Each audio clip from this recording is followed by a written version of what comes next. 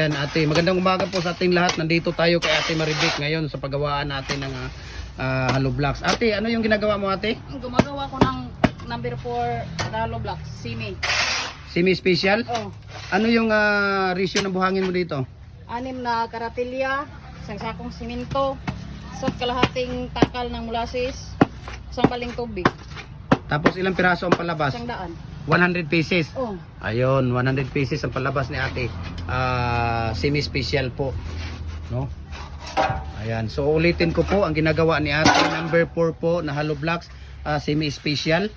Ano po niya dito, ang ratio po ng buhangin niya dito, 6 na kartilya na buhangin, isang sako na simento, isa't kalahati na takal na molasses. Yung takalan niya ay siguro nasa mga kalahating litro ate na molasses. Tapos isang timba na tubig, 100 pieces po ang palabas ni Ate Marivic. So ito po si Ate Marivic, no? So nag-viral, ilang milyon na po yung nag-viral ni Ate Marivic nung dati. So sa sino pa nga hindi nakapag-follow ng ating nakapag-subscribe ng ating YouTube channel, subscribe na po kayo.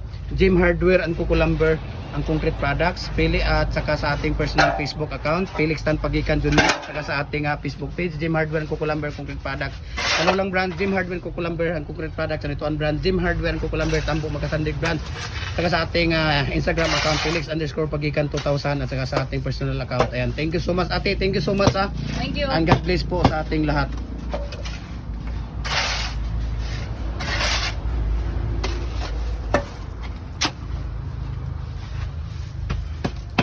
Ayan si Ate Marivic.